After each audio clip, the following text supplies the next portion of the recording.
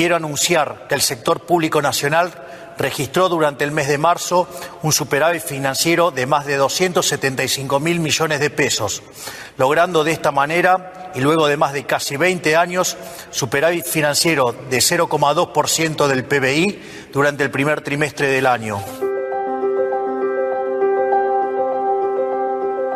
Esse é o presidente argentino Javier Milei em discurso em rede nacional, comemorando o primeiro trimestre com superávit financeiro do país em 16 anos desde 2008.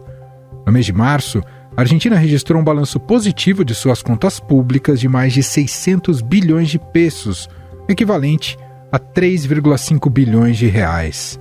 Assim, conseguiu fechar o primeiro trimestre de 2024 com 3,8 trilhões de pesos em superávit, o que corresponde a cerca de 22 bilhões de reais. Un hito que debe enorgullecernos a todos como país, en particular, dada la estrepitosa herencia de la que tuvimos que hacernos cargo.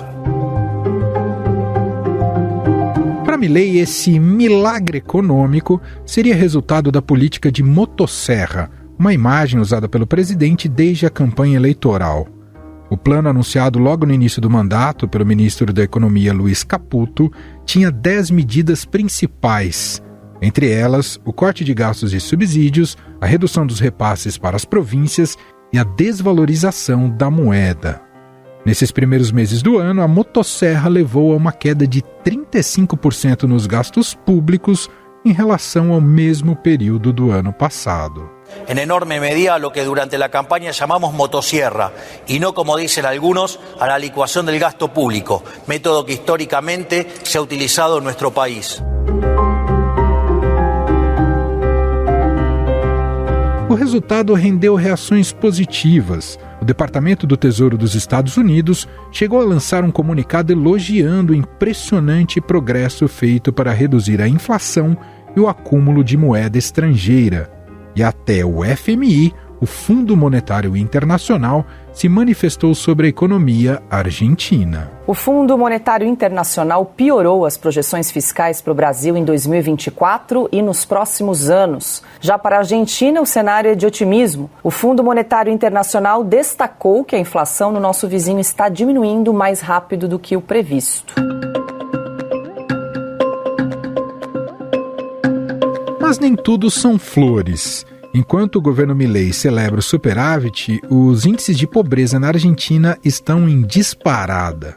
Uma projeção feita pelo Observatório da Dívida Social da Universidade Católica Argentina calculou que, em janeiro, mais de 57% da população argentina estava abaixo da linha da pobreza. Para fevereiro, o número estimado chega aos 60%. Estima-se que a pobreza afete cerca de 1 milhão de novos argentinos por mês. Sem o controle de preços e com a forte desvalorização do peso, a inflação disparou já no primeiro mês de governo. As taxas mensais foram caindo nos meses seguintes, mas a inflação acumulada segue em alta. É atualmente a maior taxa do mundo, passando a Venezuela. Falar de um outro assunto aqui dos nossos vizinhos da Argentina, porque a inflação anual passou de 250% no último mês. E o índice mensal de janeiro foi mais de 20%, e aí no acumulado de 12 meses, 250%, 2,5 vezes o preço de alguma coisa em relação a um ano atrás. Boa parte do corte de gastos conseguido pelo governo nesse primeiro trimestre veio por meio do corte de salários, pensões, aposentadorias e programas sociais. Soma-se a isso o aumento do preço de serviços essenciais, como energia, gás e combustíveis, o que tem pressionado ainda mais o poder de compra do argentino. Com a queda no poder de compra, veio também uma queda no consumo e na produção. A produção industrial argentina caiu mais de 19% nos últimos 3 meses, en comparación con el mismo periodo de 2023. La industria argentina sufrió una caída del 11% en los primeros 2 meses del año por la caída del consumo tras la devaluación del peso al inicio del gobierno de Javier Milei. Afinal, o balanço positivo nas contas públicas argentinas veio junto de uma recessão? O governo Milei deixou de lado os cuidados sociais no país? E o que podemos esperar para os próximos meses? Sobre estes temas, eu converso agora aqui em nosso estúdio com Carolina Marins, repórter de Internacional do Estadão. Seja bem-vinda, Carol, tudo bem? Tudo bem, Manuel, muito obrigada por me receber. Bom, o governo Milei vem celebrando alguns números, do desempenho da economia da Argentina, entre eles o superávit primário no primeiro trimestre, que tem embutido aí também queda mensal da inflação, também olhando para esse trimestre, e alguma estabilização da moeda. Começo te perguntando, Carol, esses números, claro, que estão sendo propagandeados, como quase Milei falou em milagre econômico. Te pergunto a que custo esses resultados vêm sendo alcançados? De fato, é um milagre, porque assim, é o primeiro superávit que a Argentina tem em 16 anos, desde Néstor Kirchner não se tem um superávit, mas a questão é o custo. Quando ele assumiu, poucos dias depois que ele assumiu, ele promoveu um mega pacote em que ele desvalorizou o peso e cortou repasses a províncias, repasses à educação, aumento de impostos. Ele conseguiu esse superávit às custas dessa redução dos gastos. Era o que ele pretendia, enquanto libertário, ele defende a redução do tamanho do Estado argentino, que realmente é muito grande.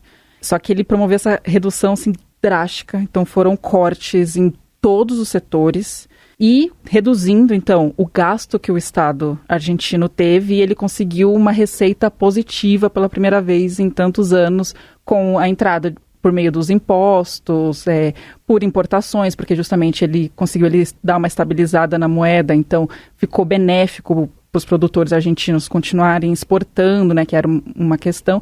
E também ele conseguiu um milagre, assim, que a Argentina tem problemas desde, se não me engano, Perón, com algumas variações, que é acumular dólar no Banco Central. O Banco Central argentino aumentar as reservas. O Banco Central argentino tinha reservas negativas, na verdade. E, pela primeira vez, o banco está conseguindo acumular ainda muito pouco, caso ali, dezenas de milhares de dólares, ainda é muito pouco um Banco Central de um país, mas é uma novidade. E foi assim, foi conseguindo atrair e manter esses dólares aqui dentro, só que ao custo de reduzir a economia argentina a quase zero. Então, assim, o consumo parou, porque tudo ficou muito caro para o argentino. Então, se diminuiu o repasse aos funcionários públicos, não está pagando, porque as províncias não estão recebendo dinheiro para poder pagar professores, para poder pagar os funcionários. Inclusive, ele promoveu uma demissão de 17 mil funcionários públicos na Argentina. Quem ainda trabalha tem um salário que está sendo consumido pela inflação. Vale lembrar que a inflação hoje está em 278% ao ano, é a maior do mundo. Ele conseguiu desacelerar ela, porque, assim, em janeiro foi 25%, já foi muito alta. E aí, os próximos meses, fevereiro, março, veio reduzindo, só que ainda assim é muito alta, ainda está na casa dos 2 dígitos. Então, quem tem um salário está vendo esse salário ser comido. Ele não tá alcançando para comprar nem o básico. E a gente até fez uma matéria no Estadão falando como que o argentino tem escolhido entre ou comprar alimento ou comprar remédio, porque os dois não têm cabido no orçamento. Então, as pessoas pararam de consumir. Se para de consumir, as empresas também param de produzir. E aí você provoca uma recessão econômica. A estratégia dele é levar à recessão econômica. Não é uma coisa que ele está perdendo controle. É o que ele quer. Porque ele quer reduzir o PIB argentino em 5%. É uma ambição até assim, maior do que propõe o FMI. O FMI quer esse controle das contas públicas e pede uma redução de 2,5%, 3% do PIB, que já é muita coisa. Mas ele quer 5%. Então, assim, ele propõe um ajuste de quase não gastar nada para poder manter esse superávit. Mas a questão é quanto que isso é sustentável, quanto que as pessoas aguentam ter que escolher entre remédio e comida. Aquele clássico que a gente ouve do remédio quando ele pode ter uma dose muito cavalar a ponto de matar o paciente. A população argentina, até pelos dados que eu vi na sua reportagem, tem sofrido terrivelmente com o aumento da pobreza, né? Um incremento mensal de 1 milhão de argentinos. Por mês. Esse é um custo desse suposto milagre econômico do Milei. Exatamente. É 1 milhão por mês desses 3 meses em que ele está no governo. Então foram 3,2 milhões, segundo projeções. Porque tudo, por enquanto, são projeções, que o número oficial, o INDEC, né, que é como se fosse o IBGE deles, tem uma defasagem de mais ou menos um semestre ali. Então a gente só vai saber esses números oficiais do Milei daqui para frente, né, dali uns 6 meses. Mas a Universidade Católica Argentina e a Universidade de Tela fazem projeções de pobreza. A Universidade Católica tem uma projeção assim, brutal, que é de 57% em janeiro, depois da desvalorização, quando o peso perdeu 55% do seu valor. Ainda não temos os números de fevereiro e março. A Universidade de Tela tem uma projeção um pouquinho menor, um pouco mais conservadora, porque leva em consideração outros dados, né, outros fatores, e tem ali por volta de 48%, 49% agora, que já é metade da população, e é um recorde assim, que a Argentina não viu nem na pandemia. Nem na época da pandemia tanta gente caiu na linha da pobreza. Então, se fala que na Argentina já nem existe classe média. Não existe o que o Milei chama de casta, né, que é a população super rica, e os muito pobres, que são a maioria da população. E essa apuração que você citou, a encruzilhada na rotina do argentino está nisso, entre alimento e remédio? Chegou a esse ponto? Chegou a esse ponto, e assim, e tem gente que nem alimento alcança. Um caso grave tem sido os conhecidos comedores, né? Ali, principalmente a província de Buenos Aires e as províncias mais pobres, La Rioja, tem muito esses comedores comunitários. Seria como se fosse o Bom Prato, né, aqui brasileiro. Entendi. E não tem chegado comida para eles, porque não se está pagando, né? Não chega, o dinheiro não chega. Então não se está pagando comida para dar de comer a quem está realmente ali abaixo. A gente já está falando de passar fome mesmo, é a indulgência, né, que eles chamam. Não tem alimentação. Então, sim, está sendo uma escolha brutal de argentinos. Inclusive, assim, alimentos de grandes marcas já não se vê nas prateleiras. Já se vê marcas que chamam de terciárias, assim, mas completamente desconhecidas ali, produção nacional, pequena, porque a gente já não compra mais e também nem é interessante mais para essas marcas venderem uma economia que está em colapso. Como esse custo, como você relata, é um custo social muito grave para a população argentina, queria te ouvir um pouco sobre a sustentabilidade política do Milei, né, que por mais que ele sinalize algo que também é importante, né, ajuste das contas públicas, esse custo social pode transformar o país numa panela de pressão, algo que a gente já se viu repetir na história da Argentina em muitas outras oportunidades. Ele está arrumando para um problema grave de insustentabilidade política, então, Carol? Tem dois lados aí. Tem o lado da população e, por enquanto, ele mantém um apoio considerável. Ele está ali na casa dos 50%. Né? A lua de mel dele tem sido de 50%. É o montante que votou nele no segundo turno. E ele está conseguindo manter esse montante, porque ele avisou. No primeiro dia, no dia da posse. Não está entregando nada de surpreendente. Não, ele pediu paciência. Então, no primeiro dia ele falou, não temos dinheiro, precisamos esperar. Então, o pior ainda está por vir para depois melhorar. Foi isso que ele prometeu.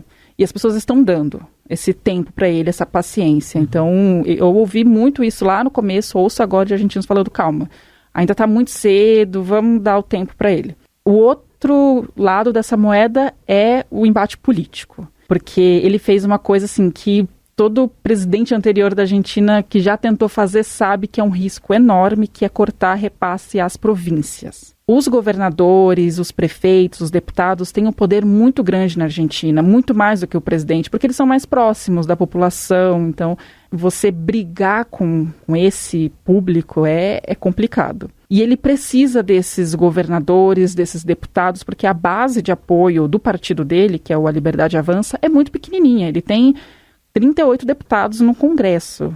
Então, ele precisa da direita, né, a chamada direita centro, direita moderada ali, que é muito formada pelo partido do Maurício Macri, né, o ex-presidente. Sim. E esses prefeitos, esses governadores, que são a base de apoio dele, são desse partido e não gostaram nem um pouco de ver o repasse à província cortado, porque eles não estão conseguindo pagar os funcionários deles, eles não estão conseguindo promover obras públicas, que é o grande bastião político, é mostrar ali, olha a escola que eu construí, eles não estão conseguindo.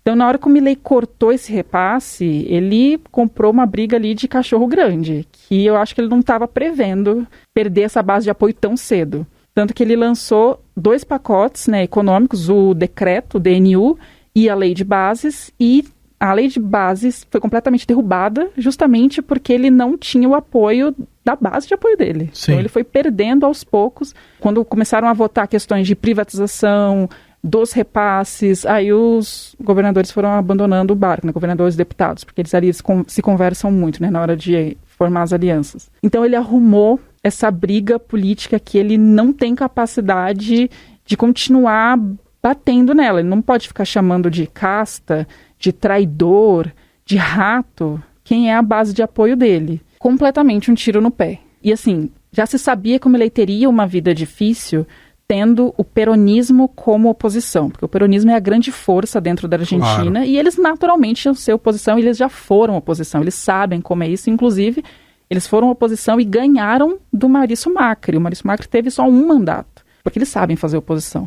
Então essa era uma oposição óbvia. Ninguém esperava que ele ia ter uma oposição dentro da base dele. Então ele está brigando ali, os peronistas estão tendo vida fácil, porque fazer oposição a ele está sendo fácil, já que a base está brigando com ele. Então tiveram governadores que são da direita, ali na região da Patagônia, que é uma região cheia de petróleo e reservas de gás, eles ameaçaram cortar o envio de petróleo para Buenos Aires se o Milei não repassasse o dinheiro para eles. Entendi. Então virou uma briga assim aberta, ele teve que recuar e agora eles estão discutindo de novo a lei ônibus, né, para ver se volta alguma coisa bem mais desidratada, né? Vale lembrar que ela tinha 600 artigos, caiu para 300 Sim. E agora deve, se tiver 200, é muito.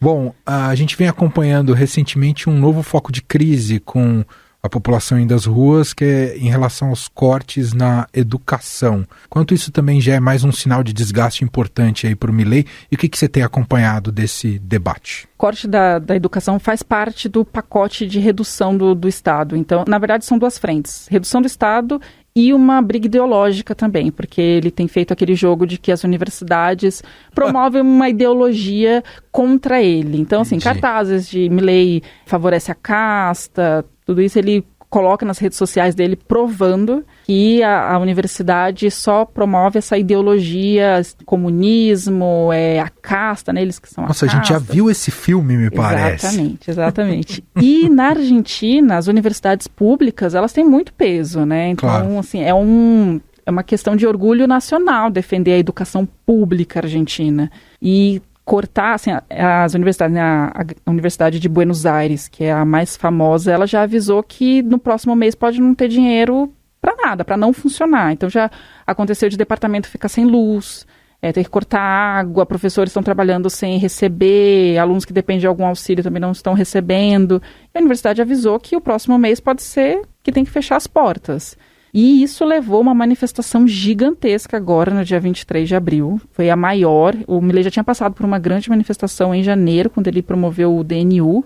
E agora essa manifestação de estudantes, professores, é uma questão que está mobilizando muito a academia. Então, tem prêmios Nobéis, que a Argentina tem 3 prêmios Nobéis, se eu não me engano. Todos estão fazendo carta avisando o Milei que não pode cortar da educação, não pode cortar da ciência. A Argentina tem um legado científico gigantesco. E a briga está grande com esse setor da academia, que é muito influente na Argentina. A capacidade de inflamar uma resistência pode custar caro para o Milei no futuro. Por enquanto, ele não anunciou nada que possa regredir. Reverter. Ainda não. Ele continua nessa briga ideológica. Ele partiu muito agora para o argumento ideológico. Entendi. Que essas manifestações, na verdade, só confirmam a tese dele de que a universidade é casta. Entendi. Tá trucando. Eu não te fiz uma pergunta da área econômica, que eu acho que é importante, porque ele propagandeou muito a questão da dolarização da economia argentina. Isso ainda está no horizonte do Milei ou foi postergado para sabe-se lá quando? No curto prazo, sem chances. Sem chances. E ele descobriu isso assim nos primeiros dias de governo dele. Na verdade, antes de assumir... Uma receita de bolo, né? Sem reserva não dá para dolarizar a economia. Exatamente, não tem dólares. E o que ele espera, e assim, isso era uma coisa que antes, né, na campanha a gente achava que era o pensamento dele, agora ele confirmou. Ele espera que os argentinos tirem os dólares escondidos no colchão. Porque é isso, né? Isso está na cultura do argentino. Os dólares estão guardados dentro de casa, porque eles não confiam no banco, né? Se você tem uma taxa de interesse altíssima, você não confia na sua economia. Então, eles têm motivo para isso, Eles têm motivo, sim, né? O caso, a crise de 2001 foi levada por causa disso. Congelaram ali as poupanças, né? É uma história, inclusive, que o Brasil também conheceu. O Brasil também já passou por isso, mas o nosso trauma eu acho que já foi superado. Foi superado e o nosso presidente não fugiu de helicóptero igual deles. Então, eles têm, assim, um trauma muito empichado, grande. Né? Sim, então, eles têm esse trauma gigantesco com os bancos, eles não confiam e, realmente, os dólares estão em casa. Entendi. E o Milei espera trazer investidores com dólares, espera que os argentinos levem vir esses dólares para poder promover a dolarização. Só que até aí ele tem que estabilizar a economia. Por mais que ele promoveu o ajuste, que foi a promessa dele, né? Vou promover um grande ajuste, outras promessas ainda não foram para frente. Por exemplo, uma é levantar o cepo. O cepo é o bloqueio que foi criado durante o governo da Cristina Kirchner para compra de dólares, justamente para tentar evitar a fuga da moeda. O Banco Central tem esse bloqueio que não pode vender tantos dólares para a população comum ou tantos para empresários, tem ali as regras. Ele prometeu que ele ia levantar esse cepo, assim, em poucos dias. Ia ser a primeira medida dele de governo, mas não é tão fácil. Porque de onde que vai vir esse dólar? Agora que o Banco Central está começando a juntar, se ele levanta o cepo agora, com esse pouco de dólar que o banco tem, vai embora. Então ele não pôde fazer isso e ele não tem conseguido avançar em muitas das promessas porque agora ele está vendo qual que é a realidade, né? Então assim, a dolarização, que é a grande promessa e é a mais difícil, por enquanto não está na perspectiva. Para a gente fechar, Carol, te ouvir um pouquinho sobre a relação Brasil e Argentina, a relação diplomática. A gente sabe que entre os presidentes não há relação possível. Agora, diplomaticamente, até porque são parceiros importantes, as coisas têm funcionado, pelo menos a contento até aqui? Sim, a nível diplomático, tanto o Brasil quanto a Argentina têm trabalhado ali para manter, até porque não é interessante para nenhum dos dois países promover qualquer ruptura, qualquer rusga, porque a Argentina é o terceiro maior parceiro comercial do Brasil e o Brasil é o maior parceiro comercial da Argentina. Então não é interessante nenhum tipo de briga. E nesse sentido, antes do Milei assumir a presidência, a chanceler dele, a Diana Mondino, veio para o Brasil, trouxe uma carta para o Lula, em que o Milei pediu desculpa por todas as coisas que ele falou, né? Ele chamou o Lula de corrupto, falou que não ia encontrar com o Lula se ele fosse presidente. Então ela trouxe essa carta, entregou. E agora, recentemente, ela esteve no Brasil de novo, esteve em Brasília e aqui em São Paulo, para dar uma garantia para os empresários brasileiros de que não vai ter ruptura nenhuma. Ela enfatizou muito isso. E o Brasil também tem trabalhado ali para manter as relações a nível diplomático tranquilas, porque sabemos que assim, a nível político não tem relação, não existe relação. Essa última vez que a Mondino veio agora para o Brasil, ela entregou de novo uma carta do Milei para o Lula e, segundo apurações do Estadão, do repórter Felipe Frazão, o Lula não leu essa carta. Então, assim, as relações estão realmente... Quer dizer, essa fotografia o Milei, por enquanto, não vai ter dele não tem nenhuma Lula. Perspectiva de que eles se reúnam no curto prazo. Então, essa relação política está fria da mesma forma que ela foi quando era o governo Alberto Fernandes e Cristina Kirchner e o governo Bolsonaro aqui. Bolsonaro, entendi. A relação boa que ele tem tido é com Elon Musk, né? Ele tem tido, sim. Inclusive viajou para os Estados Unidos e prometeu que ia ajudar o Elon Musk no que ele precisasse com a justiça brasileira. Isso foi um problema para a Diana Mondino, porque ela estava no Brasil na hora que ele falou isso. E ela teve que falar que não tem respaldo que ele estava falando. A gente não pode influenciar em nada na justiça brasileira. Foi, assim, uma bravata dele. Claro. E ela teve Criou que passar panos quentes, Excelente. Muito bem, acho que um bom retrato aqui do momento atual da Argentina, que a gente viu com a Carolina Marins, que acompanha bastante sobre o andamento da política ali no país, política e economia do país, sob o Milei. A gente vai seguir, né, com reportagens e mais publicações no estadão.com.br, no trabalho da Carol, e a gente convida ela em outras oportunidades para conversar aqui com a gente. Obrigado, viu? Obrigada a você, Manuel, foi um prazer. Estadão Notícias.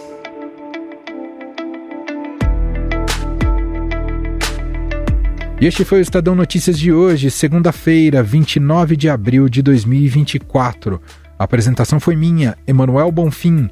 Na produção, edição e roteiro, Jefferson Perleberg, Gabriela Forte e Bárbara Rubira. A montagem é de Moacir Biasi. E o nosso e-mail, podcast@estadão.com. Um abraço para você e até mais.